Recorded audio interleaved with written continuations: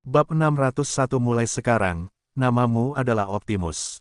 Nama, bereinkarnasi dengan sistem terkuat penulis. Plus mematikan mengatur ulang. Ujian William dan Chiffon telah berakhir, tetapi Half-Elf itu menolak meninggalkan tempat ujian. Ia dan sistem sibuk memikirkan cara untuk menyelundupkan Gundam keluar dari lantai penciptaan. Setelah merasakan pengalaman mengemudikan robot raksasa, William sangat enggan melepaskannya. Ia bersikeras mencari cara untuk menyelundupkan, atau menciptakan kembali, robot raksasa, sehingga ia dapat menggunakannya di dunia luar. Sistem saat ini sedang sibuk menganalisis hukum penciptaan yang mengatur lantai ke-25. Meskipun Gundam adalah makhluk fiktif, William percaya bahwa ada kemungkinan bahwa ia dapat direplikasi jika seseorang mengetahui cara kerja hukum penciptaan. Sanhas telah meninggalkan tempat ujian bersama saudara perempuannya yang tidak sadarkan diri, Marissa. Ia telah menyerah untuk meyakinkan William agar pergi dan mengizinkan pemain lain menggunakan tempat ujian. Sebagai kompromi, William membawa robot raksasa ke sudut dataran luas, agar tidak menghalangi ujian orang lain. Terus terang, semua pemain tidak keberatan dengan pengaturan ini karena mereka masih sibuk menganalisis robot William dari jauh. Mereka telah melihat betapa menakjubkannya robot itu, dan bahkan Patriark dan tetua keluarga Colton sangat tertarik padanya. Kurang dari tuan rumah, mustahil untuk menciptakan kembali hukum penciptaan. Saya memeriksa basis data untuk melihat apakah itu bisa dilakukan, tetapi kemampuan untuk mewujudkan sesuatu dari udara tipis hanya eksklusif untuk lantai ini. Lebih besar dari, bisakah kita membuatnya? Kurang dari tidak, lebih besar dari. William tidak mau menyerah. Dia meminta sistem untuk memeriksa toko dewa apakah ada barang yang bisa mereka gunakan untuk menyelundupkan robot itu dari lantai 25. Setelah setengah jam mencari, keduanya masih belum dapat menemukan cara untuk mewujudkan keinginan William. Tepat saat keduanya hendak menyerah, tiga dewa dalam kesadaran William mulai bersinar. Semenit kemudian, replika Gundam yang kecil namun sempurna muncul di atas inti CPU. Suara monoton sistem menjadi lebih tajam, dan lebih hidup. Setelah perubahan dilakukan, robot raksasa itu menghilang, meninggalkan William dan Chiffon yang berdiri bersebelahan. Sistem, apa yang terjadi? Tanya William. Entah mengapa, rasa antisipasi menggelegak di dalam dadanya. Kurang dari inti CPU telah ditingkatkan ke tingkat yang lebih tinggi. Lebih besar dari, kurang dari mengimpor semua preferensi dari antar muka beranda. Lebih besar dari, sistem itu menjawab dengan nada yang mengingatkan William pada kecerdasan buatan Ion Man, Jarves. Kurang dari apakah Anda ingin memberi nama pada sistem? Lebih besar dari. Kurang dari ya, tidak lebih besar dari. Mata William membelalak kaget saat melihat pesan di halaman statusnya. Sistem, apakah Anda ingin saya memberi Anda sebuah nama? Kurang dari setuju, tuan rumah. Tolong, beri saya sebuah nama. Lebih besar dari. Half-Elf mengusap dagunya sambil merenung. Sistem itu telah bersamanya sejak dia masih muda, dan telah membantunya dengan luar biasa dalam perjalanannya. Dia harus memberinya nama yang bagus apapun yang terjadi. Bagaimana kalau aku memberimu nama sistem terkuat? Kurang dari, host, harap anggap ini serius. Omong-omong, keterampilan menamaimu payah. Lebih besar dari, William terkekeh karena tidak hanya suara sistem yang berubah, interaksinya juga menjadi lebih nyata. Dia suka betapa sinisnya itu. Bagaimana dengan Eren? Kurang dari tidak, lebih besar dari, Leluk. Kurang dari tidak, lebih besar dari, Saitama, kurang dari tidak, lebih besar dari, Gon, kurang dari ditolak, lebih besar dari, Gok, kurang dari tidak, lebih besar dari, Pikak, kurang dari host, apakah kau ingin aku menyetrumu? Lebih besar dari, William menggaruk kepalanya, memberi nama tidak selalu mudah baginya, jadi dia bingung harus berbuat apa. Tiba-tiba, dia teringat Rakun yang telah menabraknya saat dia hendak menyeberang ke portal perak yang telah dipilihnya. Karena kejadian ini, William lahir di dunia yang tidak dipilihnya. Meski begitu, dunia tempat ia tinggal saat ini telah memberinya keluarga, teman, dan kekasih yang luar biasa yang benar-benar peduli padanya. Senyum muncul di wajah William saat ia melihat kepala replika Gundam yang berbicara kembali padanya. Optimus, kata William, mulai sekarang, namamu adalah Optimus. Kurang dari Optimus, baiklah. Mulai sekarang, kau boleh memanggilku Optimus. Lebih besar dari, kurang dari sistem telah diberikan nama. Lebih besar dari, Kurang dari fitur baru ditambahkan. Lebih besar dari. Kurang dari tingkat penyelesaian sistem, 3% lebih besar dari. Semua statistik meningkat sebesar 50 poin. Setiap kali tingkat penyelesaian mencapai penanda penyelesaian 20%, semua statistik akan meningkat sebesar 50 poin. Setelah tingkat penyelesaian mencapai 100%, sistem akan dapat membuka kemampuan aslinya. Setelah tingkat penyelesaian mencapai 100%, semua statistik akan meningkat sebesar 1000 poin. Setelah tingkat penyelesaian mencapai 100%, gelar sistem terkuat akan terbuka. Tanda hubung tanda hubung tanda hubung tanda hubung tanda hubung tanda hubung. Fitur-fitur tambahan itu benar-benar mengejutkan William. Ia tidak menyangka bahwa kegigihannya untuk menyelundupkan Gundam akan membuahkan hasil yang tidak terduga. Optimus, bagaimana cara meningkatkan tingkat penyelesaianmu? Tanya William. Ia sangat ingin meningkatkan tingkat persaingan Optimus secepat mungkin. Hadiahnya cukup menggiurkan, dan ia pasti tidak akan melewatkan kesempatan untuk menyelesaikannya secepat mungkin. Kurang dari aku akan tumbuh seiring dengan semakin kuatnya tuan rumah. Setiap kali tuan rumah membuat terobosan, atau melewati tonggak tertentu, tingkat penyelesaian juga akan meningkat. Lebih besar dari. Begitu, William menyilangkan lengannya di dada. Chiffon, yang berdiri di samping William, menatapnya dengan bingung.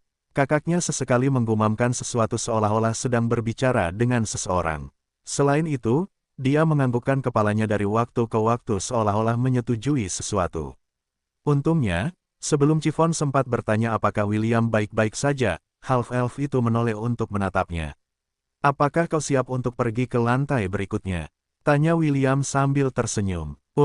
Chiffon mengangguk. Begitu keduanya berpegangan tangan, keduanya berubah menjadi sinar cahaya yang melesat ke langit. Petualangan baru akan segera dimulai, tetapi mereka masih beberapa lantai lagi dari tujuan mereka. William tidak tahu berapa lama waktu yang dibutuhkan hingga mereka mencapai lantai 51, tetapi dia yakin akan satu hal. Ujian apapun yang menunggu mereka di sana, tingkat kesulitannya tidak dapat dibandingkan dengan lantai-lantai sebelumnya yang telah mereka kunjungi. Lagi pula, tidak ada yang berhasil melewatinya selama 1000 tahun terakhir.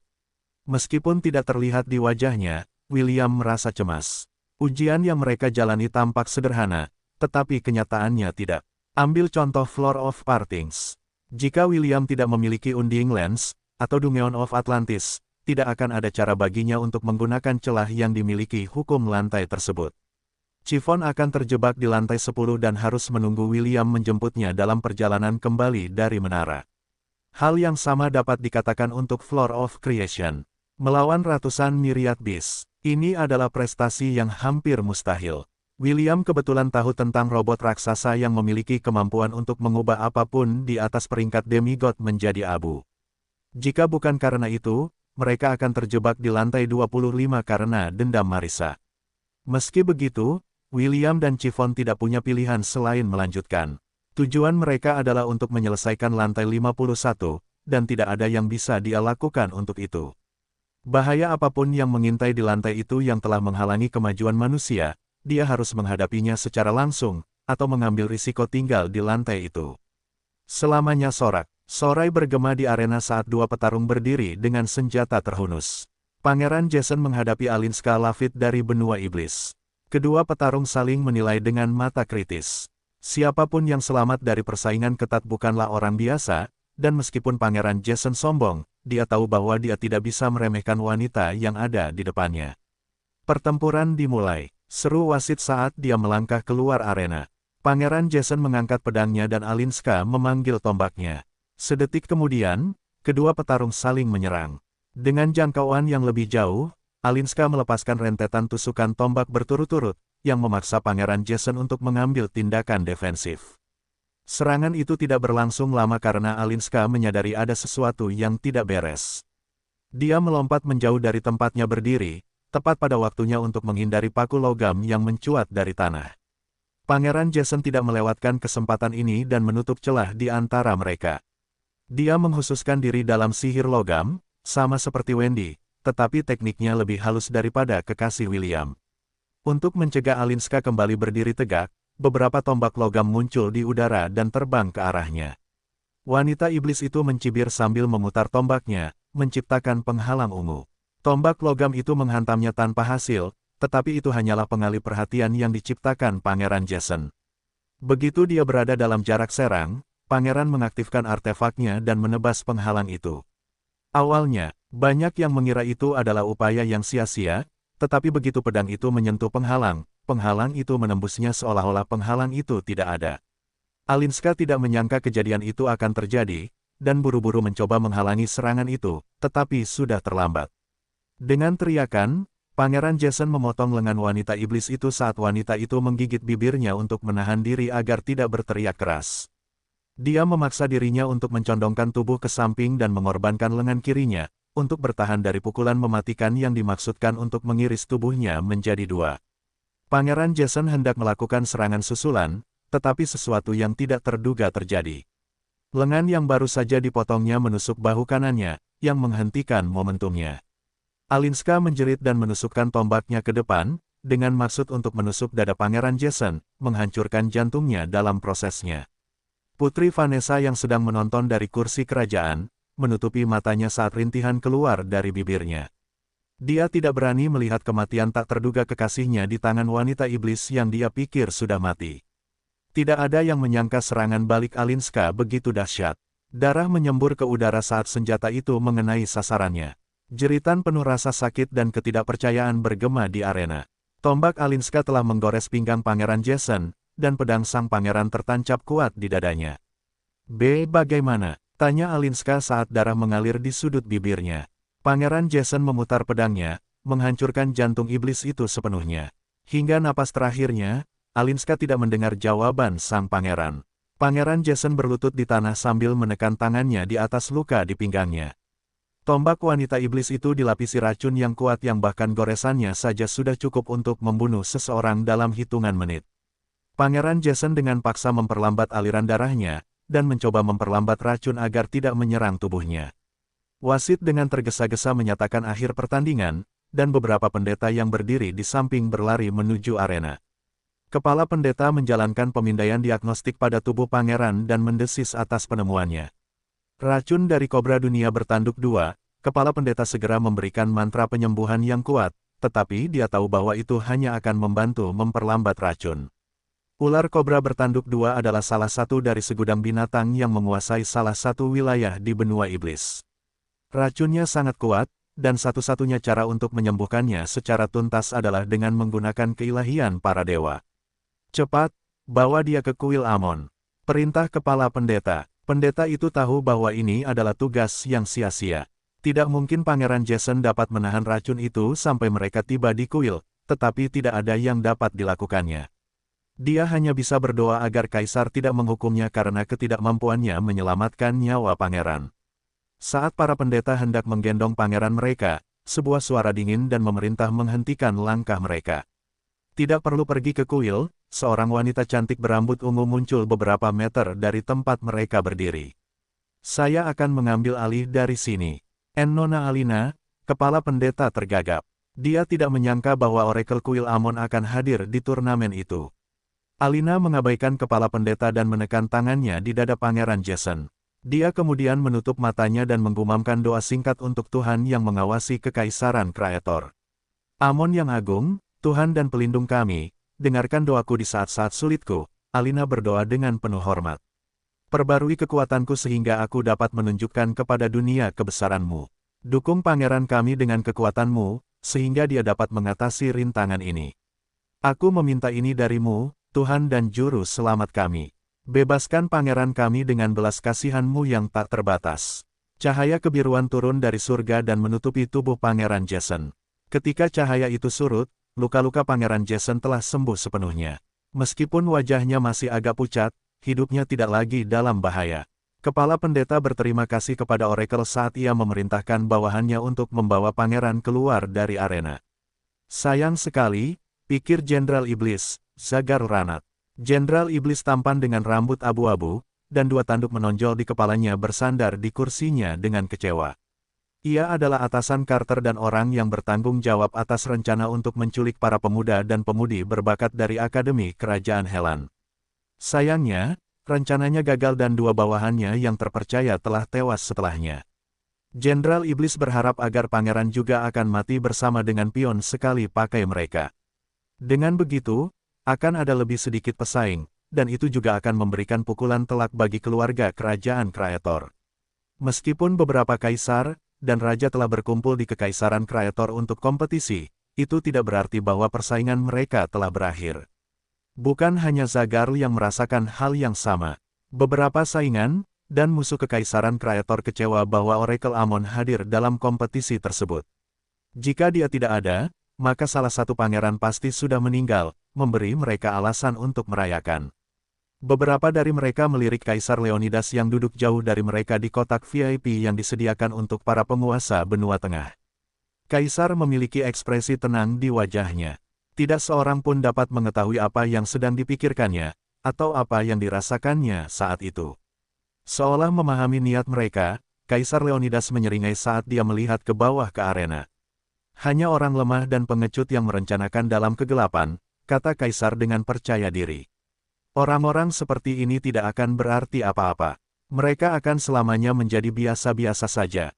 Para kaisar, raja, serta patriark dari keluarga berpengaruh lainnya sangat tergoda untuk meludahi kaisar Kekaisaran Kreator. Di antara mereka semua, Kaisar Leonidas dikenal sebagai seorang yang licik. Itulah sebabnya dia diberi gelar, Kaisar yang berdiri di atas awan. Apakah kamu tidak punya malu, orang tua? Permaisuri Andraste tidak dapat menerima begitu saja kata-kata Kaisar Kreator. Sebaiknya kau pensiun saja dan menunggu sampai hari kematianmu tiba. Bertingkah angkuh dan sombong tidak cocok dengan wajah pikunmu. Kaisar Leonidas terkekeh dan sama sekali mengabaikan kemarahan Permaisuri Andraste. Di antara para penguasa yang duduk di dekatnya, Permaisuri Amazon adalah satu dari segelintir orang yang bisa mencaci maki dia secara terbuka seperti ini. Bagaimanapun, mereka berdua pernah berpetualang bersama saat mereka masih muda. Mereka bahkan pernah menghabiskan beberapa malam romantis bersama. Sangat disayangkan bahwa hubungan mereka tidak membuahkan hasil. Ini adalah salah satu penyesalan Kaisar Leonidas. Hal yang sama juga berlaku bagi Permaisuri Andraste, yang masih menyimpan sedikit keterikatan pada pria yang telah merenggut semua momen pertamanya. Jika saja mereka dikaruniai seorang anak, hubungan mereka tidak akan renggang, karena mereka berpisah untuk memerintah kekaisaran mereka sendiri. Ini kejutan, kata peri cantik berambut hijau muda sambil tersenyum. Kau tidak tampak kecewa. Pangeran Maximilian menyeringai saat memanggil rapiernya. Lady Macklin, meskipun kita bertengkar, dan memperlakukan satu sama lain sebagai saingan, anggota keluarga kita tidak merasa puas dengan kematian kerabat kita. Aku akan menghargainya jika kau mengingatnya. Pearl, Macklin menganggukkan kepalanya saat memanggil busurnya. Aku akan mengingatnya. Pertarungan sebelumnya mungkin berakhir dengan cepat, tetapi hasil pertandingan itu adalah sesuatu yang tidak diharapkan oleh para penonton. Satu orang tewas, dan yang lainnya juga akan tewas, jika bukan karena Oracle yang muncul secara langsung. Pertarungan dimulai. Seru wasit. Seketika, Pearl melompat mundur dan tubuhnya melayang di udara. Para peri dikenal karena kekuatan sihir mereka yang kuat, dan ketertarikan pada sihir angin dan bumi. Beberapa dari mereka menghususkan diri dalam sihir roh yang memungkinkan mereka memanggil roh untuk membantu mereka dalam pertempuran. Tidak seperti semua peri, Pearl adalah anak ajaib yang menghususkan diri dalam sihir angin. Dia juga kakak perempuan Charmaine. Alasan mengapa dia bergabung dengan turnamen itu adalah untuk menemukan William dan memintanya melepaskan kakaknya. Beberapa orang yang selamat yang telah kembali ke benua Silvermoon telah memberitahunya bahwa kakaknya telah disandera oleh Half-Elf yang juga merupakan putra pahlawan manusia dan saintes. Pearl sedang menjalankan misi ketika ekspedisi Elf berlayar ke selatan. Dia baru tahu tentang peristiwa yang terjadi di sana ketika dia kembali ke benua Silvermoon. Karena itu, dia memohon kepada Dewan Elf untuk mengizinkannya menjadi salah satu perwakilan Elf yang akan pergi ke Kekaisaran Kreator dan berpartisipasi dalam turnamen Champions. Dewan menyetujui permintaannya karena Pearl benar-benar salah satu anggota generasi muda yang paling menonjol. Namun, dia telah dipaksa bersumpah untuk tidak pernah memusuhi William. Jelas, Dewan Elf tidak ingin berkonfrontasi lagi dengan William setelah apa yang terjadi di benua selatan. Pearl melepaskan beberapa anak panah angin dengan ketepatan yang mematikan. Meskipun dia hanya bisa menggunakan sihir angin, kemampuannya jauh melampaui kemampuan rekan-rekannya. Jika ada peringkat di antara para jenius muda dari ras Elf, Pearl akan berada di 5 besar karena kemampuan bertarungnya yang luar biasa. Wajah Pangeran Maximilian tetap tenang saat dia menghindari serangan yang datang padanya dari berbagai arah. Si cantik, elf tidak tinggal di satu lokasi, dan terbang ke seluruh arena, mengirimkan hujan anak panah yang tidak menunjukkan belas kasihan. Sang pangeran menghindar, dan menangkis anak panah yang tidak bisa dihindarinya. Pertarungan itu baru berlangsung sekitar 2 menit ketika sesuatu yang tidak terduga terjadi. Baiklah, kau hebat, kata Pangeran Maximilian sambil menghindari anak panah yang diarahkan ke kepalanya. Aku menyerah. Pearl, yang sedang melompat-lompat di arena, hampir kehilangan keseimbangannya saat mendarat di tanah. Diam-diam dia mempersiapkan serangan berkekuatan penuh yang mampu menghancurkan separuh arena begitu dilepaskan.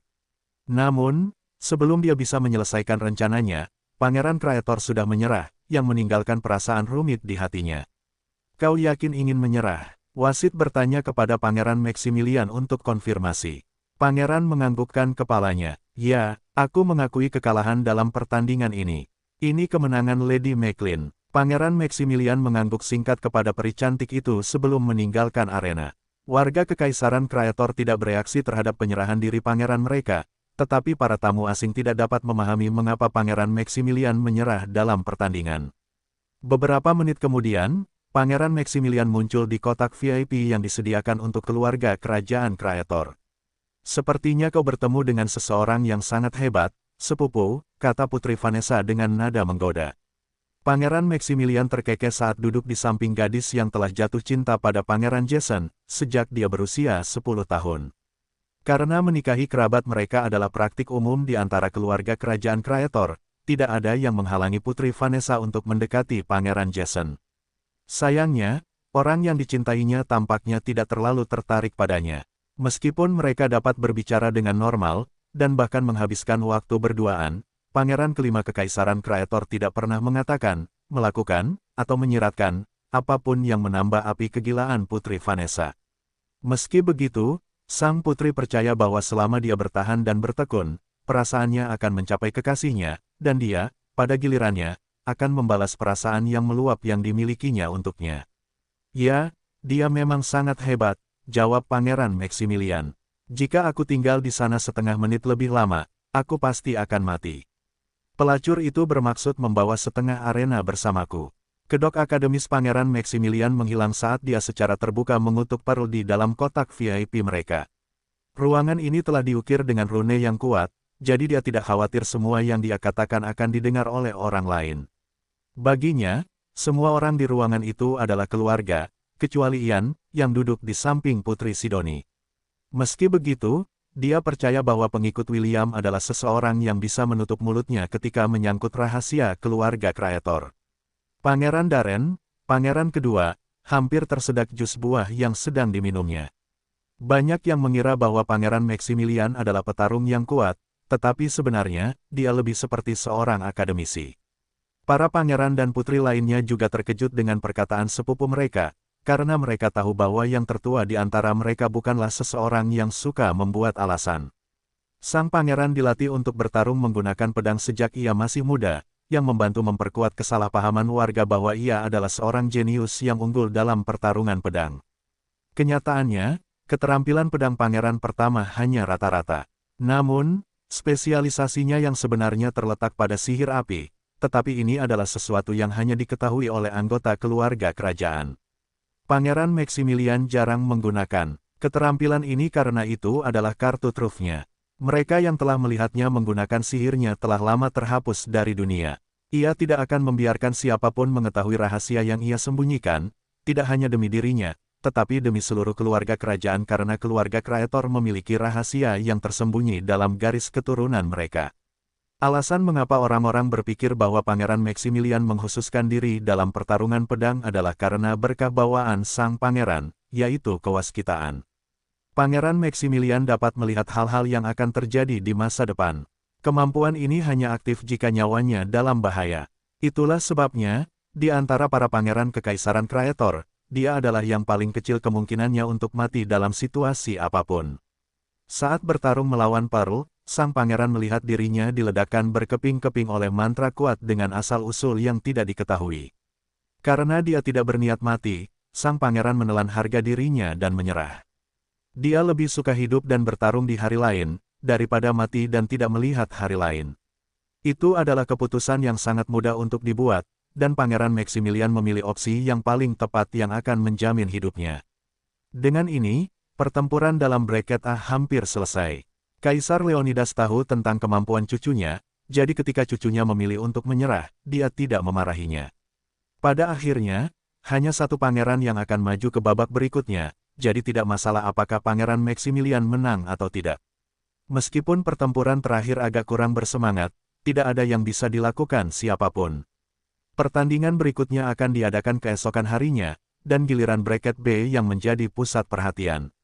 Putri Sidoni dan Ian juga sangat tertarik melihat hasil pertempuran tersebut. Bagaimanapun, orang yang mereka incar, Kenneth, akan ikut dalam pertempuran besok. Putri cantik itu dan pasangannya berharap keberuntungan pemuda tampan berambut perak itu akan berakhir. Dia adalah ancaman bagi kebahagiaan mereka, jadi dia berharap dengan segala yang dimilikinya agar mantan teman sekamar William itu mati. Ian tahu apa yang dipikirkan Putri Sidoni dan tersenyum pahit. Jika seseorang bertanya apakah dia menyukai atau tidak menyukai Kenneth, jawabannya adalah ya. Namun, dia juga merasa bahwa anak laki-laki itu tidak memiliki niat jahat atau permusuhan terhadap William. Kebetulan saja dia sangat bungkam tentang pesan yang dia sampaikan. Kalau saja Kenneth mengatakan kata-kata yang ingin mereka dengar, kedua wanita itu mungkin akan sangat senang mengizinkannya menyampaikan pesannya secara pribadi kepada William, yang sedang sibuk menantang lantai menara Babilonia setelah meninggalkan lantai penciptaan. William dan Chiffon muncul di dunia putih bersih. Tidak ada yang bisa dilihat di dunia ini, hanya warna putih. William mengerutkan kening. Menurut informasi yang dimilikinya, lantai berikutnya disebut lantai air terjun. Itu adalah lantai yang memiliki lebih dari 1000 air terjun, dan ujiannya adalah menemukan air terjun yang tepat di mana harta karun disembunyikan. Namun, dunia tempat mereka berada tidak memiliki apapun. Tidak ada langit, tidak ada pemandangan, tidak ada apa-apa, tetapi hanya putih bersih. Tidak butuh waktu lama baginya untuk menyadari bahwa ada sesuatu yang salah. William menarik Chiffon mendekat padanya saat dia mengamati sekelilingnya. Dia tidak ingin terperangkap oleh kejutan yang tidak terduga, terutama kejutan dari para penjaga menara Babilonia.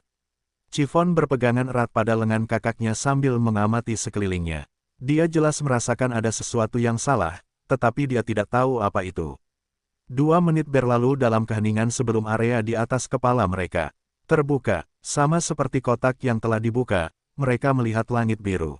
Sisi-sisi dunia putih bersih itu juga runtuh, memperlihatkan makhluk-makhluk yang mengelilingi kedua remaja itu dari segala arah. Mereka datang dalam berbagai bentuk dan ukuran, dan beberapa dari mereka tampak sangat asing. Saat keduanya melihat sekeliling, mereka mengenali 2 wajah yang familiar. Sot menatap William seolah-olah half-elf itu telah memberinya 1.000.000 koin emas. Di sisi lain, Oakway tersenyum. Ia bahkan melambaikan tangan ke William dan Chiffon, dan gadis berambut merah muda itu membalas lambaian tangannya. Seolah-olah potongan terakhir dari teka-teki itu jatuh pada tempatnya, William akhirnya menyadari siapa makhluk-makhluk yang mengelilingi mereka ini. Mereka adalah penjaga Babilonia, pikir William. Benar, makhluk yang tampak seperti ubur-ubur melayang di depan William. Kepalanya berwarna ungu, sementara tentakelnya berwarna pelangi. Perkenalkan diri saya, kata ubur-ubur itu dengan suara yang tenang dan menenangkan. Nama saya Jelly Bell, dan saya adalah penjaga lantai 50 Babilonia. William menganggukkan kepalanya sebagai tanda terima. Saya William dan gadis di samping saya ini adalah Chiffon. Aku tahu, jawab Jelly Bell. Oakway sudah bercerita sedikit tentang kalian berdua. Katakan padaku, William, apa alasanmu memanjat menara ini? Para penjaga menatap William dengan ekspresi serius. Apa yang mereka lakukan saat ini bertentangan dengan peraturan menara. Namun, setelah mendengar cerita Oakway, mereka semua berkumpul dan membuat keputusan bersama. Apa keputusan bersama itu? Yaitu berbicara serius dengan William dan mencari tahu alasan sebenarnya dia memanjat menara. Jelly Bell memiliki kekuatan untuk membaca pikiran dan hati siapapun, tak seorang pun dapat mengalahkannya dalam hal interogasi. Yang perlu dilakukannya adalah menggunakan salah satu tentakel berwarna pelangi untuk mengorek jawaban langsung dari pikiran William. Namun, karena apa yang mereka lakukan sekarang adalah ilegal, ia memutuskan untuk mengambil pendekatan pasifis dan hanya berdialog. Ini adalah pertama kalinya semua penjaga di bawah lantai 50 membawa pemain ke wilayah mereka, dan mungkin tidak akan ada preseden setelahnya. Saya datang ke menara dengan maksud untuk menyelesaikan lantai 51, jawab William. Dan mengapa Anda ingin menyelesaikannya? Jelly Bell bertanya. Anda sudah tahu bahwa tidak ada yang mampu menyelesaikannya selama 1000 tahun terakhir, namun, Anda masih ingin menyelesaikannya. Apakah Anda tahu berapa banyak yang datang untuk menantang lantai itu? Orang-orang ini lebih kuat dari Anda. Di mata kami, Anda hanyalah seorang pemuda yang luar biasa, tetapi hanya itu. Tentu, kau mungkin bisa mencapai lantaiku, tetapi mustahil bagimu untuk menyelesaikan lantai 51. William tersenyum. Ia tidak mengerti mengapa penjaga lantai 50 memberitahunya hal-hal ini. Dalam perspektifnya, para penjaga harus tetap netral dan tidak mengganggu apapun yang diinginkan para pemain. Namun, saat ini, mereka menculik dia dan Chiffon. Apa artinya ini? Itu berarti bahwa semuanya tidak sesederhana itu. Meskipun Jelly Bell tampak mencaci maki William, nada yang digunakannya tidak mengandung kebencian atau permusuhan apapun. Tidak masalah apakah aku bisa menyelesaikan lantai 51 atau tidak, kata William. Faktanya tetap bahwa tujuanku datang ke sini adalah untuk pergi ke lantai iblis dan menaklukkannya. Petik 2. Dari mana datangnya kepercayaan dirimu? Apakah kau berpikir untuk menggunakan pasukan goblinmu yang berjumlah jutaan untuk membangun lantai untukmu? Jelly Bell bertanya dengan nada geli. Beberapa penjaga juga terkekeh. Sejujurnya, mereka juga tidak tahu apa yang ada di lantai 51. Lantai 1 hingga lantai 50 disebut lantai penantang. Lantai 51 hingga lantai 100 disebut lantai elit. Penjaga penantang dan penjaga lantai elit dipisahkan ke dalam bidang yang berbeda. Tak satu pun dari mereka dapat berinteraksi satu sama lain. Inilah sebabnya mengapa para penjaga tidak tahu tantangan seperti apa yang tersedia di lantai 51, yang telah menghentikan pendakian manusia ke puncak menara. Sejujurnya, para penjaga ingin tahu apa yang ada di sisi lain.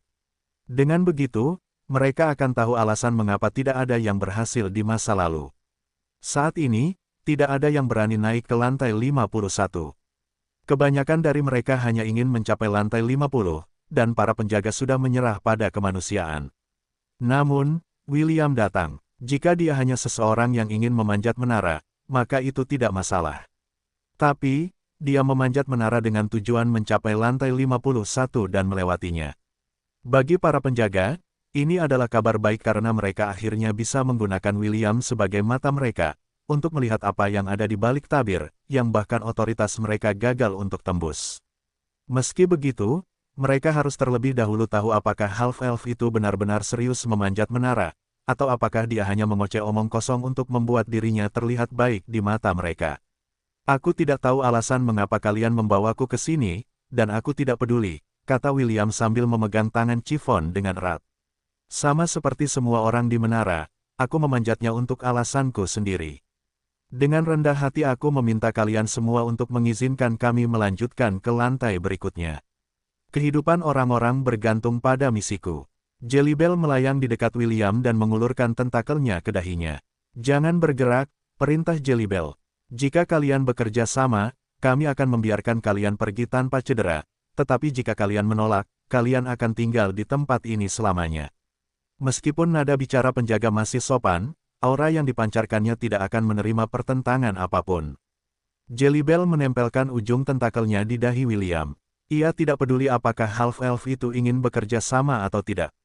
Sang penjaga lantai 50 hanya ingin tahu satu hal. Ia ingin tahu apakah William benar-benar memiliki kemampuan untuk mengakhiri kebosanan yang dirasakannya selama 1000 tahun terakhir. Begitu tentakel itu menyentuh dahi William, Jelly Bell melihat dunia yang gelap gulita. Ia berbalik dan melihat sekelilingnya, tetapi tidak ada yang terlihat selain kegelapan. Tidak baik mengganggu privasi orang lain.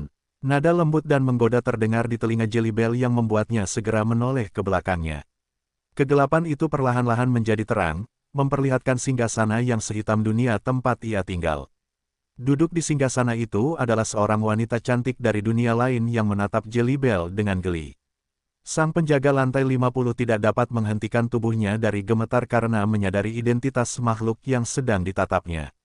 Wanita cantik yang duduk di singgasana itu adalah seseorang yang tidak dapat disinggungnya apapun yang terjadi.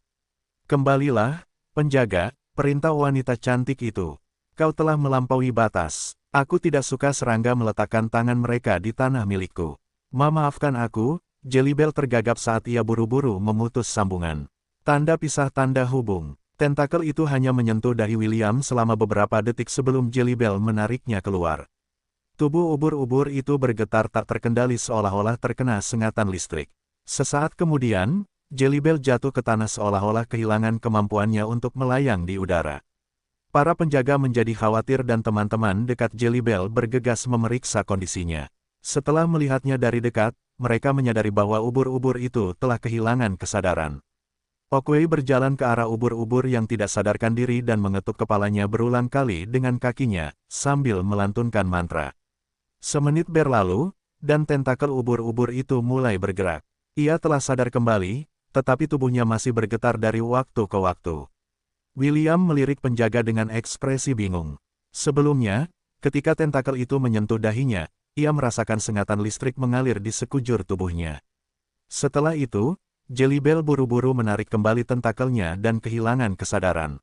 Para penjaga di tempat kejadian mengerutkan kening karena mereka tidak mengerti apa yang sedang terjadi. Mereka memilih Jelly Bell sebagai utusan mereka untuk berkomunikasi dengan William karena mereka percaya kemampuannya untuk mengungkap semua hal. Mereka tidak pernah menyangka bahwa salah satu penjaga Babylon terkuat akan pingsan hanya dengan menyentuh dahi remaja berambut merah itu. Kau, Jelly Bell dengan gemetar mengarahkan salah satu tentakelnya ke arah William. Kau dikirim ke sini oleh dewa. Ya, jawab William. Aku dikirim ke sini oleh dewa untuk membersihkan lantai 51 Babylon. Aku akan sangat menghargainya jika kau mengizinkanku melanjutkan ke lantai berikutnya tanpa cedera. Yang tidak diketahui William dan Jelly Bell adalah mereka merujuk pada dua dewa yang berbeda. Half-Elf merujuk pada Amon, sementara Jelly Bell merujuk pada Dewi Purba yang telah dilihatnya beberapa menit yang lalu. Jadi begitulah, tubuh Jelly Bell perlahan melayang di udara. Kalian di sini atas perintah dewa. Para penjaga akhirnya mengerti mengapa Jelly Bell bereaksi keras sebelumnya. Jika apa yang dikatakannya benar maka alasan ia menerima serangan balik adalah karena upayanya untuk mengorek pekerjaan dewa. Jadi, apa keputusan semua orang? Tanya Oakway. Sot, yang menyilangkan tangan di dada, menjawab dengan santai. Karena ia berada di bawah perintah dewa maka niatnya untuk pergi ke lantai 51 dan menaklukkannya adalah tulus, jawab Sot. Aku percaya bahwa para dewa akhirnya memutuskan untuk melanjutkan kemajuan umat manusia dan mengirim Half-Elf ini untuk membuka jalan bagi era berikutnya. Para penjaga mengangguk setuju. Mereka juga berpikir bahwa ini adalah kehendak para dewa. Jika memang begitu, mengapa harus ada yang melawannya? Alasan mereka membawa William ke wilayah mereka adalah untuk memberinya kesempatan untuk langsung melompat ke lantai 51 sekaligus. Tugas Jelly Bell adalah menguji apakah William memiliki kemampuan untuk melewati lantai 51 atau tidak. Sekarang setelah mereka tahu bahwa dia dibimbing oleh dewa, mereka lebih bersemangat dari sebelumnya untuk mengirimnya ke lantai iblis, yang belum pernah dilewati siapapun sebelumnya. Jelly Bell, yang baru saja pulih, tetap diam. Ia mengamati William dari ujung kepala sampai ujung kaki seolah mencoba mencari alasan mengapa Dewi itu berpihak padanya. Beberapa menit berlalu sebelum sebuah desahan keluar dari pikiran Jelly Bell. Baiklah, sebagai pelindung lantai 50, dengan ini aku memberimu jalan masuk ke lantai 51. Jelly Bell mengangkat tentakelnya dan seberkas cahaya menutupi tubuh William dan Chiffon. Aku telah menanamkan sebagian kesadaranku di dalam dirimu, komentar Jelly Bell. Kami semua di sini ingin melihat lantai 51 melalui matamu. Semoga beruntung. Ketahuilah bahwa meskipun ada Dewi yang mengawasimu, itu tidak menjamin peluang keberhasilan. Dewi, pikir William, apakah itu berbicara tentang Lily? William ingin bertanya kepada Jelly Bell seperti apa rupa Dewi itu, tetapi sebelum dia bisa melakukannya, dunia di sekitarnya telah berubah pemandangannya. Half-Elf dan gadis berambut merah muda itu mendapati diri mereka berdiri di panggung yang tinggi. Di kejauhan, labirin besar bisa terlihat. Labirin itu mengingatkan William pada labirin yang melindungi ras Minotaur dari orang luar. Labirin tidak akan cukup untuk mencegah orang melewati tahap ini, pikir William. Meskipun labirin sulit untuk dilewati, itu bukan hal yang mustahil. William tidak percaya bahwa manusia gagal maju ke lantai berikutnya karena tidak ada satupun dari mereka yang mampu menemukan jalan keluar dari labirin tersebut. Sementara William memikirkan kemungkinan lain mengapa tidak ada seorang pun yang mampu menaklukkan lantai tersebut, serangkaian pemberitahuan muncul di halaman statusnya yang membuat matanya terbelalak kaget. Kurang dari koneksi ke Thousand Beast Domain telah terputus lebih besar dari. Kurang dari koneksi ke Dungeon of Atlantis telah terputus lebih besar dari. Kurang dari koneksi ke Goblin Crypt telah terputus. Lebih besar dari. Kurang dari koneksi ke Undying Land telah terputus lebih besar dari. Kurang dari ujian iblis telah dimulai lebih besar dari. Setelah membaca serangkaian pemberitahuan, William menjadi khawatir. Ini adalah pertama kalinya hal ini terjadi sehingga ia segera berkonsultasi dengan sistem untuk menanyakan apa yang terjadi. Optimus, apa yang terjadi? Tanya William. Sejak sistem mengalami peningkatan, fungsinya juga meningkat. Kurang dari beri aku waktu sebentar, Will. Saat ini aku sedang menganalisis hukum lantai ini. Lebih besar dari. Half-elf itu mendesah dalam hati sambil menatap labirin di kejauhan. Chiffon memperhatikan perubahan halus dalam ekspresi William karena ia telah mengamatinya cukup dekat sejak mereka berdua mulai menghabiskan waktu bersama. Dengan sekilas pandang, ia dapat mengetahui bahwa ada sesuatu yang salah. Kakak, apa yang terjadi? Tanya Chiffon. William meremas tangannya dengan lembut sebelum menjawab. Kita tidak bisa pergi ke Thousand Beast Domain untuk bermain untuk saat ini, jawab William. Apapun yang terjadi, tetaplah dekat denganku. Kita akan memasuki labirin hanya dalam beberapa menit. Chiffon menganggukkan kepalanya. Dia sangat percaya pada penilaian William dan hanya menatap labirin di depannya. Kurcaci memiliki kemampuan luar biasa untuk menelusuri kembali jejak mereka dimanapun mereka berada. Itu berarti bahwa kemanapun mereka pergi, mereka tidak akan tersesat di tempat itu karena mereka tahu kemana mereka telah bepergian sebelumnya. Bahkan jika mereka tidak dapat menemukan jalan keluar dari ruang bawah tanah, menelusuri kembali jejak mereka bukanlah masalah. Karena itu, Chiffon yakin bahwa mereka dapat menemukan jalan keluar dari labirin tanpa gagal, meskipun itu akan memakan waktu. Untuk sementara waktu, William memutuskan untuk makan siang dengan Chiffon, sementara Optimus sibuk menganalisis lantai terkenal yang belum pernah ditaklukkan oleh siapapun sebelumnya. 1 jam kemudian, beberapa pesan sistem muncul di halaman status William. Kurang dari Will, menurut analisisku, ada hukum tertentu yang mencegah segala jenis domain tumpang tindih dengan lantai ini. Tapi, yakinlah, koneksi kita dengan Thousand Beast Domain, Dungeon of Atlantis, Goblin Crypt, dan Undying Lands, hanya terputus. Itu akan terhubung kembali saat kita meninggalkan lantai ini. Lebih besar dari. William mengangguk mengerti, terima kasih. Bagaimana dengan labirinnya? Bisakah kau menemukan jalan keluarnya? Kurang dari tidak. Sistem pemetaan juga tidak berfungsi di tempat ini. Paling-paling, kau hanya bisa melewati tempat-tempat yang telah kau lalui di peta. Hati-hati, Will. Aku punya firasat buruk tentang tempat ini. Lebih besar dari. Terima kasih, jawab William. Aku akan mengingatnya. Bahkan tanpa peringatan Optimus, William telah memutuskan untuk menanggapi masalah ini dengan serius. Ini bukan pertama kalinya domainnya diblokir oleh hukum menara. Lantai perpisahan juga memiliki hukum serupa yang mencegah orang lain bersembunyi di suatu domain untuk melanjutkan ke lantai berikutnya. Jika bukan karena fakta bahwa tanah abadi diatur oleh seperangkat aturannya sendiri, Chiffon mungkin tertinggal saat William naik ke lantai berikutnya. Setelah makan, William dan Chiffon melangkah masuk ke pintu masuk labirin. Setelah berjalan beberapa lama, mereka sampai di persimpangan pertama mereka. Ayo ke kanan dulu, kata William. Chiffon menganggukkan kepalanya tanda setuju. 1 jam berlalu saat William dan Chiffon memasuki labirin. Setiap kali ada persimpangan, mereka akan selalu memilih jalan yang benar. William memberi Chiffon pena penanda khusus, dan gadis kecil itu akan selalu menulis anak panah ke arah yang mereka tuju. Chiffon merasa ini sangat menarik dan menganggap pekerjaannya serius. Sementara itu, William dan Optimus dengan hati-hati memetakan area yang telah mereka lalui. Mereka mencari tanda-tanda perubahan pola labirin. Sejauh ini, tidak ada perubahan. Namun, William melihat sesuatu yang aneh. Di area hitam peta, di tempat peta tidak terungkap, ada beberapa titik merah yang berkedip tanpa henti.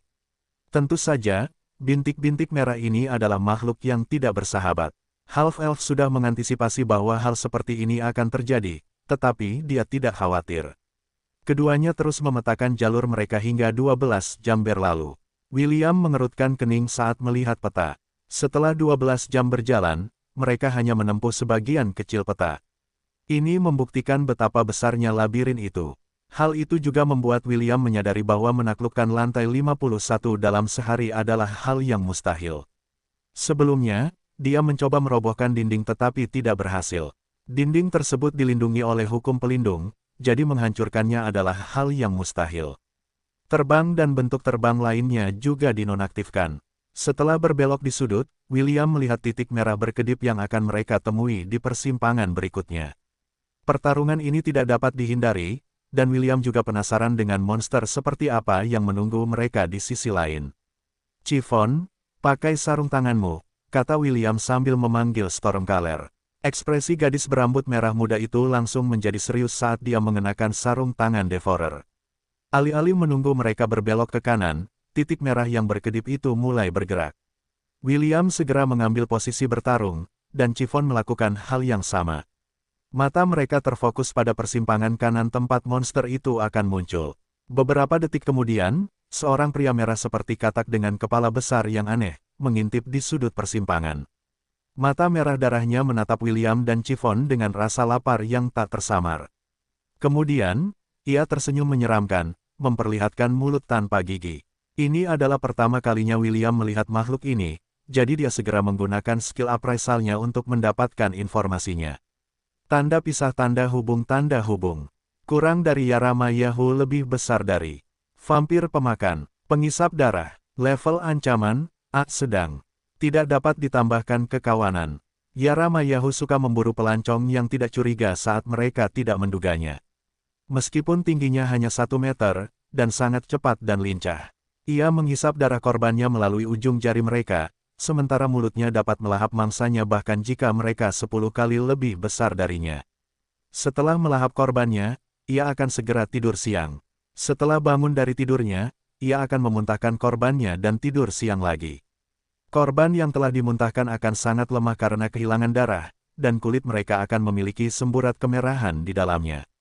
Disarankan bahwa mereka yang telah dimuntahkan harus melakukan segala cara yang diperlukan untuk melarikan diri. Begitu Yarama Yahoo bangun dari tidurnya, ia akan memburu mangsanya lagi dan melahapnya lagi. Setiap kali korban dilahap dan dimuntahkan oleh Yarama Yahoo, akan terjadi perubahan pada tubuh mereka. Korban akan menjadi lebih kecil, dan kulit mereka lebih merah. Dikatakan bahwa setelah Yarama Yahoo melahap korbannya untuk keempat kalinya, saat Yarama Yahoo memuntahkan korbannya lagi, mereka tidak akan lagi menjadi manusia, melainkan Yarama Yahoo. Tanda pisah tanda hubung. Saat Yarama Yahoo menatap William dan Chiffon, tawa menyeramkan muncul dari mulutnya yang ompong. Tak lama kemudian, tawa ini diikuti oleh paduan suara tawa yang datang dari seluruh labirin. Titik-titik merah yang berkedip di peta perlahan-lahan berkumpul ke arah mereka. Menurut perkiraan William, setidaknya ada 100 titik merah. Chiffon, apapun yang terjadi, tetaplah sedekat mungkin denganku. Dimengerti, kakak. Saat titik-titik merah semakin dekat, tawa Yarama Yahoo semakin keras. Sudah lama sekali sejak mereka menghisap darah orang-orang yang cukup bodoh untuk memasuki lantai 51. Ini adalah pertarungan pertama William dan Chiffon di lantai yang diberi julukan Lantai Iblis Petir. Menyambar-nyambar tubuh William saat kekuatan Stormcaller meledak. Dia tahu bahwa ini adalah saat yang kritis, jadi dia bermaksud untuk serius dan menggunakan kekuatan kelas prestisenya. Dia tidak menghabiskan waktunya dengan bermalas-malasan di benua selatan setelah perang dengan para peri. William tahu bahwa dia membutuhkan lebih banyak kekuatan, begitu dia melangkah ke benua tengah dan tidak berhenti melatih kelas pekerjaan lainnya di ruang bawah tanah Atlantis. Optimus, ubah kelas pekerjaanku menjadi ninja. Kurang dari dimengerti, lebih besar dari. Begitu kelas pekerjaan diaktifkan, selusin klon muncul di depan William. Ini adalah keterampilan klon yang tersedia di pohon keterampilan ninja. Ninja dikenal karena gerakannya yang lincah, kemampuan membunuh, dan ninjutsu. Salah satu spesialisasi mereka adalah membuat klon dari diri mereka sendiri yang membantu mereka dalam pertempuran. Ninja kelas prestise diperoleh ketika William mengunjungi kuil 10.000 dewa. Persyaratannya adalah kelas pekerjaan Geomancer, stalker, dan pemanah. Kelas pekerjaan stalker adalah bentuk berikutnya dari kelas pencuri. Sedangkan untuk kelas pemanah, William telah memaksimalkan kelas pekerjaan ini sejak lama. Kelas Geomancer telah dilatih oleh Ashe, yang juga memungkinkannya mencapai persyaratan level yang diperlukan. 2 tahun setelah perang di benua selatan berakhir, William memfokuskan perhatiannya untuk membuka kelas prestise yang kuat seperti Elemental Lord dan Ninja untuk meningkatkan kemampuannya dalam pertempuran. Setiap klon memiliki 50% kekuatan William. Namun, alih-alih memegang Stormcaller di tangan mereka menggunakan berbagai senjata. 5 dari mereka menggunakan pedang yang disebut Ninjato, yang merupakan senjata bawaan klon ninja.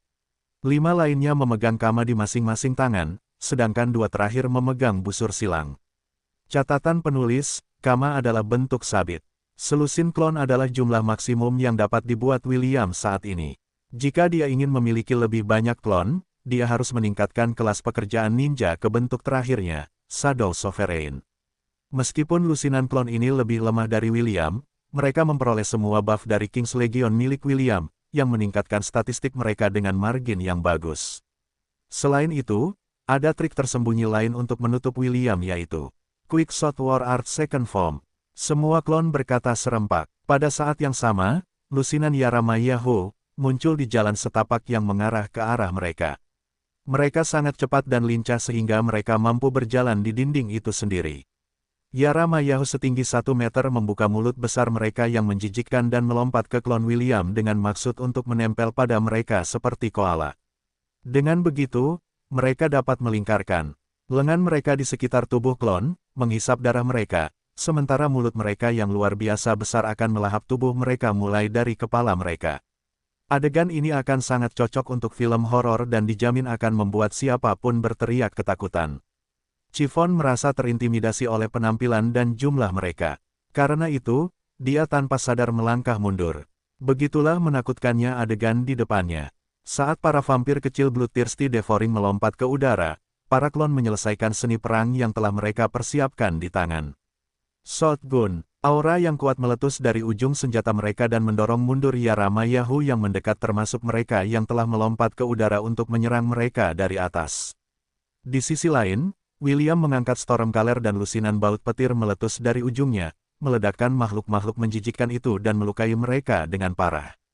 Asteris tertawa kecil, salah satu Yaramayahu yang terluka parah mengangkat kepalanya dan menyeringai.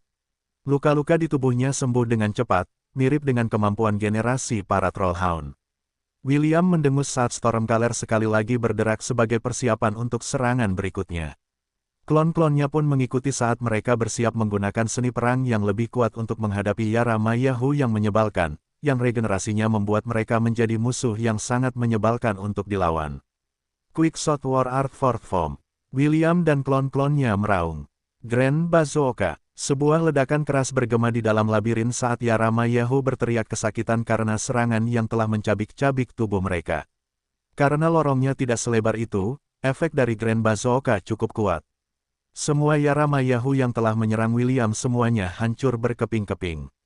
William mengerutkan kening karena dia melihat potongan-potongan daging di tanah mulai menggeliat. Dia memiliki firasat yang sangat buruk, jadi dia memutuskan untuk melenyapkan mereka lagi untuk kedua kalinya. Namun, sebelum dia bisa melakukan apapun, Chiffon melangkah maju dan membuka mulutnya. Potongan-potongan daging yang menggeliat itu tersedot tanpa daya ke dalam mulutnya, membuat mereka tidak dapat membentuk kembali tubuh mereka. Para Yaramayahu yang selamat yang melihat kejadian ini langsung panik dan lari ketakutan. Mereka adalah makhluk yang ahli menghisap darah orang lain, dan melahapnya bulat-bulat. Namun, saat mereka melihat Chiffon melakukan hal yang sama, naluri bertahan hidup mereka muncul. Mereka semua memilih untuk melarikan diri. Mereka tidak takut terluka, atau hancur berkeping-keping karena mereka masih bisa beregenerasi dan menyatukan kembali tubuh mereka. Namun, jika mereka dimangsa maka itu akan menjadi akhir bagi mereka. Inilah sebabnya, alih-alih menghadapi gadis berambut merah muda itu, mereka memilih untuk melarikan diri untuk sementara waktu. Labirin itu memiliki beberapa makhluk lain di dalamnya selain Yaramayahu, jadi makhluk-makhluk kecil itu yakin bahwa mereka akan membalas dendam. Tak lama kemudian, tawa mereka sekali lagi bergema di dalam labirin, membuat Chiffon berpegangan erat pada lengan William dengan ketakutan. Half-elf itu mendesah karena dia tahu bahwa ini baru permulaan. Ada titik-titik merah berkedip di peta yang lebih besar dari Yara Mayahu. Para vampir kecil pemakan yang menyebalkan itu sudah cukup merepotkan, William hanya berharap bahwa mereka tidak akan bertemu monster yang lebih kuat. Dia yakin bahwa bajingan kecil yang oportunis itu akan memperhatikan mereka dengan saksama, dan menunggu kesempatan yang tepat untuk melakukan pembunuhan. Ayo kembali ke jalan buntu yang kita temukan beberapa saat yang lalu, kata William.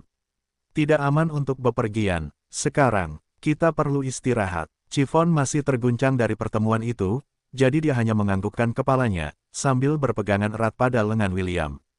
Mereka tidak tahu bahwa di tengah labirin, seseorang memperhatikan setiap gerakan mereka. Makhluk itu menjilat bibirnya dengan penuh harap sambil menunggu tamunya tiba di lokasinya. Bahkan dari jarak sejauh itu, makhluk itu dapat mendengar suara detak jantung William dan Chiffon. Ya, ini yang ingin ku dengar. Makhluk itu terkekeh sambil fokus pada jantung Chiffon yang berdetak kencang. Jantung seseorang dengan keilahian yang kuat. Aku tidak sabar untuk menusuk dadamu, dan mengambil jantungmu yang kecil dan polos itu dari tubuhmu. Makhluk itu sekali lagi terkekeh sambil menahan godaan. Dia perlu memastikan bahwa kedua tamunya akan mencapai tengah labirin terlebih dahulu. Dengan begitu, dia dapat memulai ujian lantai 51 yang sebenarnya. Ujian yang akan membuat jantung mangsanya, lezat dan mewah. Jantung yang akan dimakannya, untuk menghancurkan segel yang mengikatnya di dalam menara Babilonia. William dan Chiffon menelusuri kembali langkah mereka untuk kembali ke jalan buntu yang telah mereka lihat beberapa waktu lalu. Setelah pertempuran melawan Yara Mayahos, Half-Elf tahu bahwa mereka tidak dapat terus maju untuk saat ini. Ratusan titik yang berkedip telah tiba di area tersebut, yang berada tepat di luar kabut hitam yang menutupi peta di halaman statusnya. Sepanjang jalan, William menggunakan rune Master Job kelasnya untuk menempatkan jebakan di lantai dan dinding yang mengarah ke tujuan mereka. Beberapa Yara Mayahos cukup tidak sabar dan mengikuti mereka saat mereka mundur, memicu jebakan. Para vampir kecil itu berteriak kesakitan saat mereka buru-buru mundur. Meskipun mereka memiliki kemampuan generasi yang cepat, kekuatan petir mengurangi kecepatan pemulihan mereka. Selain itu, jebakan petir sangat menyakitkan, yang membuat Yara Mayahos sangat ragu untuk mengikuti William dan Chiffon. Tawa mereka yang menyeramkan menyebar di seluruh labirin seperti tawa hiena, yang mengepung mangsa yang telah mereka pilih. Tidurlah, jangan pedulikan mereka, kata William sambil menepuk kepala Chiffon dengan lembut. Chiffon tidak bergerak karena sentuhan William menenangkannya. Namun, dia masih khawatir tentang Yara Mayahu yang tawanya semakin keras. Bagaimana denganmu, kakak? Tanya Chiffon. Apakah kamu tidak akan tidur? William tersenyum, aku akan tidur nanti. Jangan khawatir, aku akan membangunkanmu saat giliranmu bertugas jaga. Gadis berambut merah muda itu dengan enggan menganggukkan kepalanya sebelum menyandarkan kepalanya di dada William. Keduanya duduk dengan punggung menempel di dinding. Meskipun ini bukan posisi yang nyaman untuk tidur, keduanya tidak punya pilihan selain menyesuaikan diri karena situasi mereka saat ini. William membuat mantra kedap suara dan menempelkannya ke telinga Chiffon. Dengan cara ini, gadis kecil itu tidak akan terlalu terganggu oleh tawa menyeramkan yang bergema di dalam labirin lantai 51. Beberapa ledakan bisa terdengar di kejauhan. Jelas, beberapa Yara Mayahos memutuskan untuk mencoba sekali lagi, dan melangkah maju ke perangkap William. Optimus, bantu aku dan beritahu aku segera ketika mereka melewati zona bahaya, kata William. Aku juga akan beristirahat. Aku serahkan tugas jaga padamu. Kurang dari setuju. Lebih besar dari. Sama seperti Chiffon, William juga sangat lelah. Dia tahu bahwa untuk keluar dari situasi mereka saat ini, dia perlu istirahat yang cukup untuk bereaksi terhadap situasi apapun. Beberapa jam berlalu, dan garis pertahanan yang telah ditetapkan William perlahan-lahan dihancurkan oleh vampir kecil yang tak kenal lelah. Karena jumlah mereka yang banyak, mereka bergiliran membersihkan ranjau. Petir yang telah ditetapkan oleh Half-Elf sebelumnya. Sistem memperhatikan dengan seksama makhluk-makhluk kecil itu untuk memastikan bahwa mereka tidak akan dapat menyerang dua remaja yang sedang tertidur lelap. Beberapa jam berlalu, sebelum William tiba-tiba dibangunkan oleh sistem. Kurang dari Will, mereka di sini. Lebih besar dari. William membuka matanya dan menghilangkan mantra kedap suara di telinga Chiffon. Dia kemudian dengan lembut mengguncang gadis yang meneteskan air liur di dadanya. Chiffon, Bangun, kata William sambil menatap titik-titik merah yang berkedip-kedip yang hanya berjarak beberapa ratus meter dari mereka. Kita kedatangan tamu. Chiffon membuka matanya, tetapi dia masih setengah tertidur. Namun, rasa kantuknya langsung hilang ketika dia mendengar suara tawa yang familiar dari Yara Maya Hos. Gadis berambut merah muda itu segera berdiri dan mengenakan sarung tangannya. Meskipun dia masih takut pada vampir-vampir kecil yang menyeramkan itu, dia tahu bahwa melawan mereka tidak dapat dihindari. William melangkah maju dan menarik napas dalam-dalam. Dia sudah berkonsultasi dengan Optimus sebelumnya bahwa peluang mereka untuk maju di labirin, yang dipenuhi dengan ribuan Yara Maya Hos, tidaklah ideal. Tentu, mereka bisa mengalahkan mereka, tetapi mereka akan terus datang kembali. William punya firasat bahwa ribuan vampir kecil ini dulunya adalah penantang yang datang ke lantai 51 dengan harapan untuk menaklukkannya. Dia memperkirakan bahwa mereka yang berada di bawah peringkat adamantium, peringkat Centennial, semuanya telah berubah menjadi Yara Maya Hos. Mereka yang lebih kuat mungkin telah berubah menjadi makhluk yang lebih menakutkan, yang diwakili oleh titik-titik merah besar di peta. Menurut perkiraan Optimus, Yara Maya Hos di labirin berjumlah ratusan ribu, sedangkan titik-titik merah berjumlah ribuan. Jelas bahwa ini adalah pertempuran berat tanpa akhir yang terlihat. Ini tidak akan menjadi masalah jika William bisa memanggil pasukannya. Sayangnya, pilihan itu dikesampingkan, jadi dia harus melakukan apa yang diperlukan agar dia dan Chiffon dapat bertahan hidup. Meskipun 98% peta di halaman statusnya masih tertutup kabut hitam, sesuatu dapat terlihat di bagian tengahnya. Sebuah persegi panjang emas kecil yang tidak bergerak dapat terlihat di bagian tengah peta. Meskipun William dan Optimus tidak tahu apa itu, keduanya menduga bahwa itu adalah sesuatu yang penting. Menurut perhitunganmu, seberapa tinggi peluang persegi panjang emas itu menjadi pintu keluar labirin ini? William bertanya. Kurang dari 53% lebih besar dari. William menyipitkan matanya saat dia mengambil keputusan. Menemukan pintu keluar menggunakan cara normal tidaklah mungkin. Mereka harus berhadapan dengan gangguan terus-menerus dari Yara Maya Hos, dan itu akan menjadi pengalaman yang melelahkan. Selain itu sangat meningkatkan risiko mereka kewalahan oleh jumlah mereka yang sangat banyak. Setelah pertimbangan yang matang, William memutuskan untuk mengambil kesempatan. Dia tidak tahu apakah rencana yang ada dalam benaknya akan berhasil. Namun, dia lebih suka mencoba daripada bertarung dalam pertempuran yang sia-sia. Chiffon tanpa sadar menarik napas dalam-dalam ketika beberapa kepala kecil menyembul di sudut persimpangan. 3 Yara Maya Hos menatap William dan Chiffon sebelum terkekeh. Beberapa detik kemudian, lebih banyak dari mereka muncul, langsung menghalangi satu-satunya jalan yang bisa mereka ambil. Chiffon, aku akan menghancurkan jalanku, kata William. Tetaplah bersamaku, dan jangan sampai tertinggal. Chiffon mengangguk, dimengerti. William memanggil tongkat emas metalik di tangannya saat dia melangkah maju. Dia kemudian mengarahkan ujungnya ke arah bajingan kecil yang menyeringai yang menatap mereka dengan lapar. Hancurkan semua tembok yang berdiri di hadapanku. William meraung. Rui Jingubang. Rui Jingubang memanjang dan memperbesar ukurannya.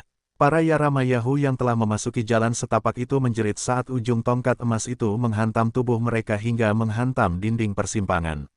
William dapat merasakan perlawanan kuat yang menahan pukulan Rui Jingubang. Ia tahu bahwa hukum dunialah yang mencegah penghancuran dinding labirin itu. Namun, apakah Rui Jingubang itu? Itu adalah senjata yang dapat menambah panjang, ukuran, dan beratnya. William meraung sambil terus memperbesar ukuran Rui Jingubang. Pada saat itulah beberapa retakan muncul di dinding yang telah mengubah para vampir kecil itu menjadi pasta daging. Dengan suara retakan yang keras, dinding itu akhirnya runtuh. Half-elf itu tidak menyerah dan menyerang ke depan. Senjata di tangannya menjawab panggilannya dan bersinar terang. Semua dinding di depan mereka hancur berkeping-keping. Chiffon, William dan Chiffon berlari secepat yang mereka bisa saat Half-elf menggunakan Rui Jingubang sebagai pendobrak. Seketika, titik-titik merah yang berkedip di peta itu waspada dan segera menyerbu ke arah mereka. William memperpendek panjang Rui Jingubang, tetapi tidak lebarnya. Jika Anda melihat pemandangan ini dari jauh, akan tampak bahwa remaja berambut merah itu sedang memegang bazooka raksasa.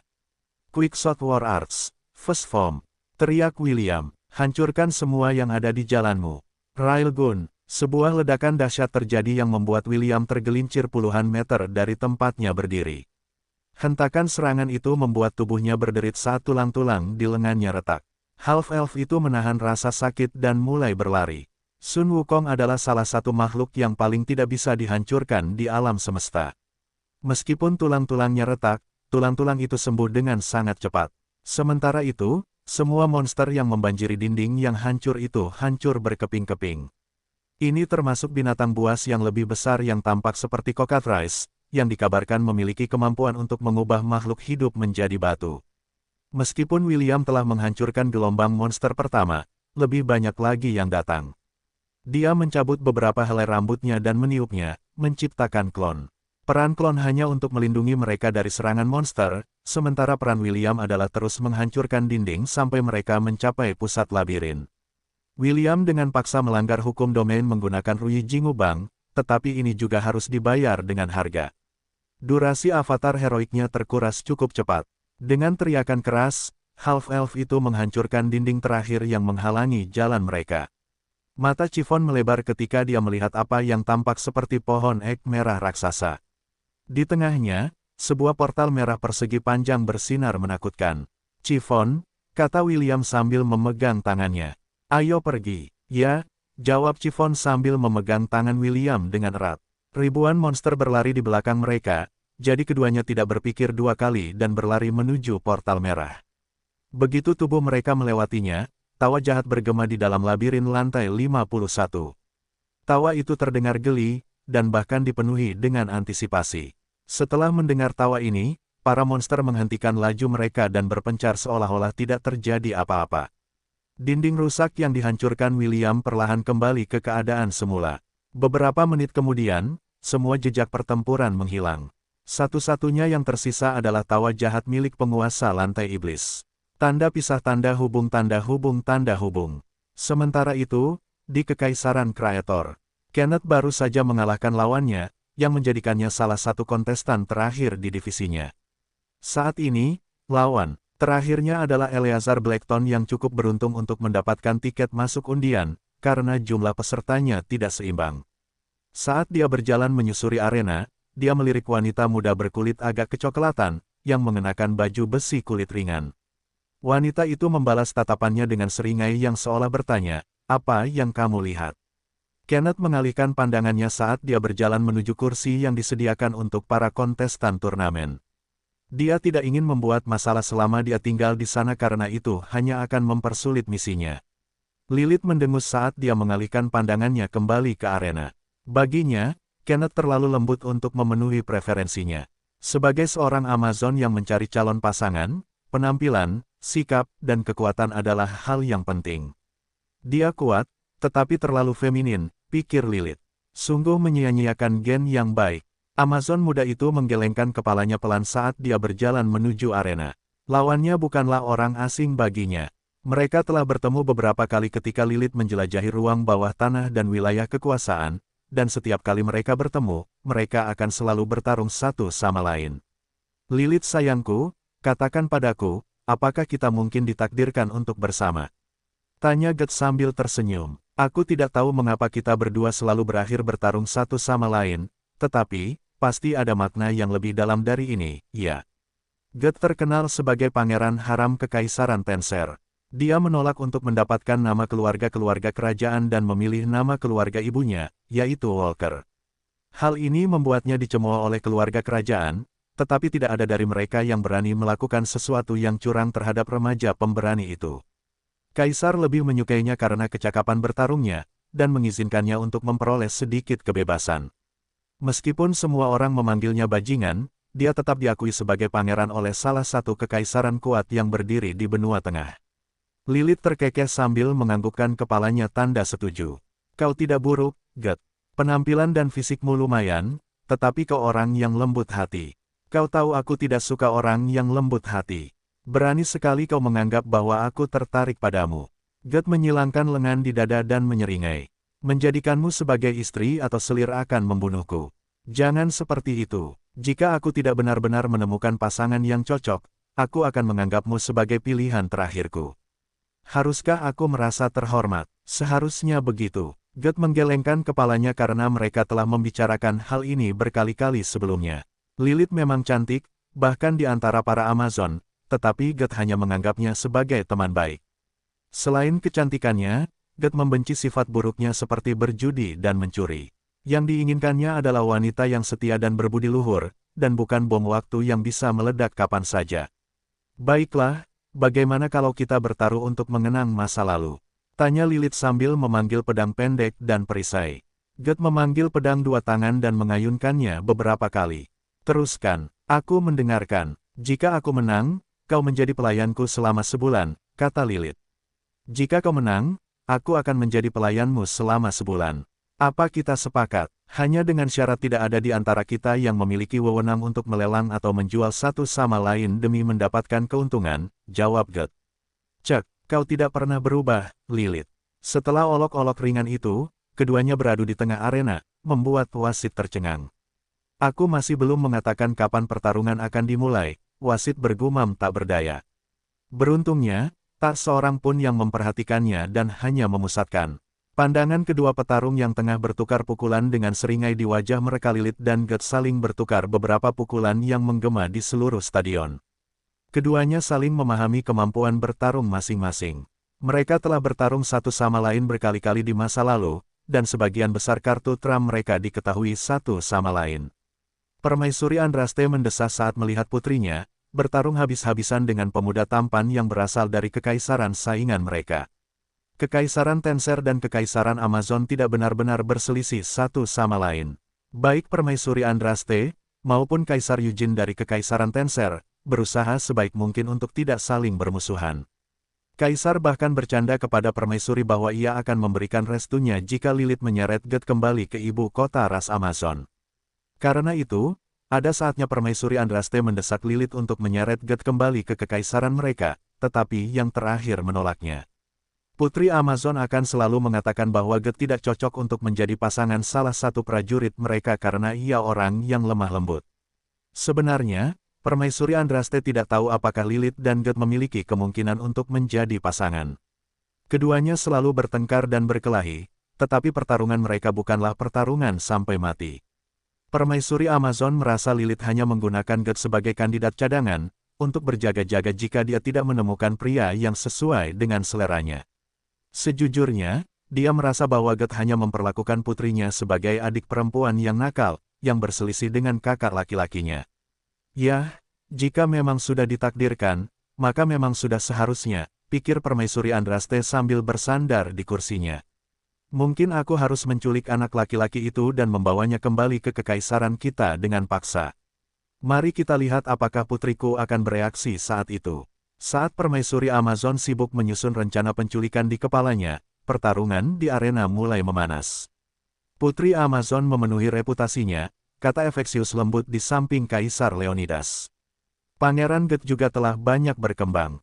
Kurasa dia sekarang lebih kuat dari Pangeran Jason. Jika mereka berdua bertemu di final, pangeran kita akan kesulitan jika melawannya dalam pertarungan jarak dekat. Kaisar Leonidas menganggukkan kepalanya. Saat ini, peserta yang tersisa, yang belum tereliminasi, dalam turnamen tersebut adalah anggota terkuat dari generasi muda. Siapapun dari mereka bisa menjadi juara. Meskipun benar bahwa Pangeran Get lebih kuat dari Pangeran Jason dalam hal kekuatan fisik, pangeran dari kerajaan Kreator lebih mengandalkan teknik dan strategi untuk mendapatkan apa yang diinginkannya. Setelah 5 menit penuh serangan dan pertahanan tanpa henti, kedua petarung itu mundur pada saat yang sama. Kau telah berkembang cukup pesat, Lilith, puji Get. Dan kau tidak melakukannya. Lilith terkekeh. Sepertinya kau ditakdirkan menjadi pelayanku selama sebulan. Aku kangen masakanmu. Pastikan untuk tidak mengecewakanku nanti. Kau bisa berhenti melamun. Aku, melamun, sungguh lelucon. Aku ingin makan steak malam ini, setengah matang adalah yang terbaik. Get tidak menjawab. Sebaliknya, ia menurunkan pedangnya yang dipegang dua tangan, dengan ujungnya menunjuk ke tanah di depannya. Ketika Lilith melihat ini, senyum di wajahnya menghilang dan digantikan dengan ekspresi serius. Ia tahu bahwa Get sekarang akan menjadi serius, dan waktu bermain telah berakhir. Putri Amazon mengetuk perisai bundarnya 2 kali dengan pedangnya.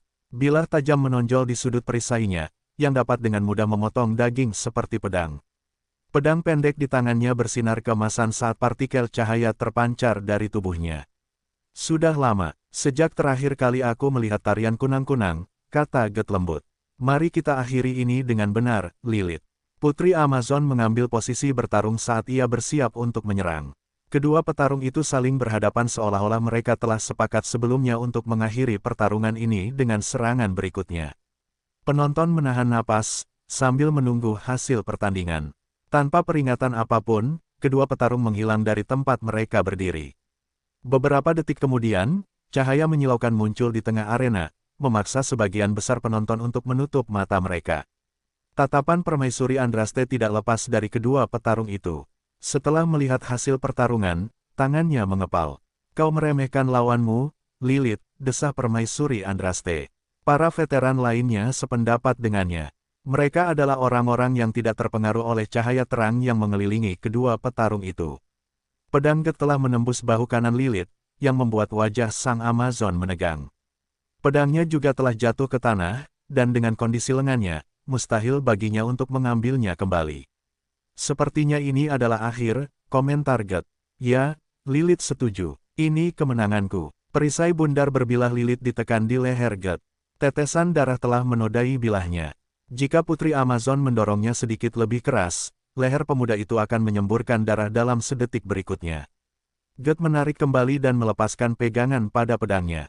Seperti yang dikatakan Lilith, itu memang kemenangannya. Putri Amazon memiliki fleksibilitas yang luar biasa, yang memungkinkannya untuk memutar tubuhnya di detik terakhir, mencegah cedera yang mematikan.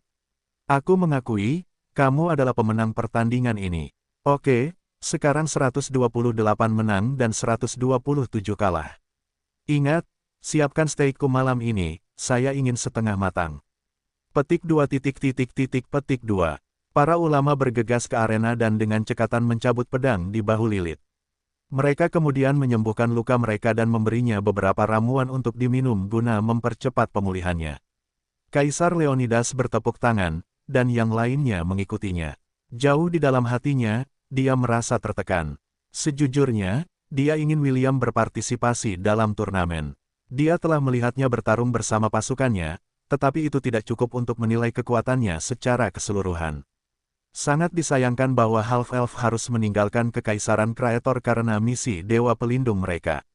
Kaisar tahu mengapa Pangeran Jason mengikuti turnamen dan apa yang akan dia inginkan jika dia menang. Terus terang, Kaisar Leonidas telah memikirkan jawabannya jika cucunya menginginkan apa yang ada dalam pikirannya. Untuk saat ini, dia menyingkirkan ide itu dari benaknya. Agar itu terjadi, Pangeran Jason harus menang terlebih dahulu. Aku akan menyeberangi jembatan itu saat aku sampai di sana, Kaisar Leonidas merenung saat tatapannya tertuju pada cucunya yang duduk di kursi VIP yang disediakan untuk keluarga mereka. Ia telah menerima beberapa permintaan pernikahan untuk Putri Sidoni. Tidak hanya di Kekaisaran Kreator, tetapi juga di kekaisaran sekitarnya. Namun, ia menolak semuanya. Cucu perempuannya telah memutuskan, tetapi Kaisar tidak tahu apakah ini yang terbaik untuknya. Kaisar Leonidas berencana menggunakan turnamen itu untuk mengetahui apakah William benar-benar orang yang cakap. Sayangnya, ia tidak akan dapat melihat kartu as yang tersembunyi di balik lengan baju Half-Elf. Kartu as yang sangat ingin ia lihat.